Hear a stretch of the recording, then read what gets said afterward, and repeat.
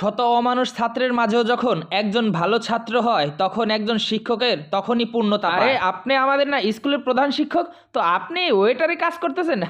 আরে ছাড়, সারা জীবন তো শুধু বলেছে আমরা পড়াশোনা করতে পারবো না, গরু হয়ে যাব। এখন দেখ, যে গরু বলতো সে এখন রেস্টুরেন্টে ওয়েটারে কাজ করতেছে। আচ্ছা অর্ডার লিখেন। তারপর তাদের সকল অর্ডার নিল, বললো স্যার আপনারা একটু 20 মিনিট বসেন, আমি অর্ডারটা নিয়ে নিচ্ছি। আচ্ছা তোরা বয়, আমি একটু আসছি। আচ্ছা যা। আর তখন মেয়েটি এগিয়ে গেল স্যারের কাছে। স্যার ভালো আছেন? হ্যাঁ, তুমি আমাকে চিনতে পারছো তাহলে? আচ্ছা স্যার, আমি চিনতে পারবো না?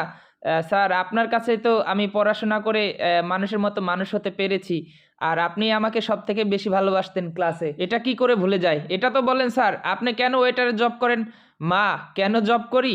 স্কুলের চাকরি ছাড়িনি, স্কুলের চাকরিও করি, আর সেই সাথে এখানে পার্ট টাইম জব করি। পার্ট টাইম জব মানে আমার স্ত্রীর ক্যান্সার ধরা পড়েছে, আর এই ক্যান্সার ধরা পড়ার পর ক্যান্সারে কত টাকা ব্যয় হয় তুমি তো জানো। তো সেই জন্যই আমি স্কুলেও চাকরিটা করি আর এখানে পার্ট টাইম জব করি, আর এইভাবে চলতেছে। স্যার কোন হসপিটালে? স্যার হসপিটালের নাম বলে দিল। বলল ছেলে মেয়ে? ছোট্ট ছেলে, ও কিছু করে না, ক্লাস 6-এ পড়ে।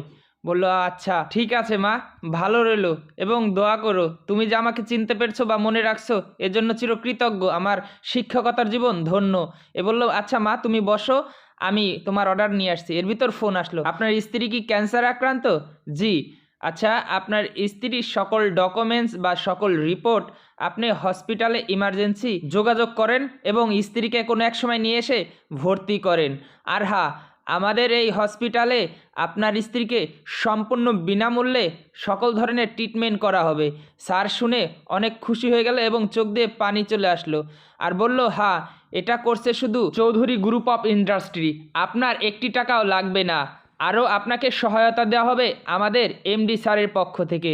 জি স্যার, খুব দ্রুতই আপনি আমাদের সাথে যোগাযোগ করেন। স্যার কথা শুনে অবাক হয়ে যাচ্ছে, আর তখন পরে বুঝতে পারলো এই চৌধুরী গ্রুপের মালিক তো আমারই সেই ছাত্রী, যে কিনা একটু আগে কথা বলে গেল।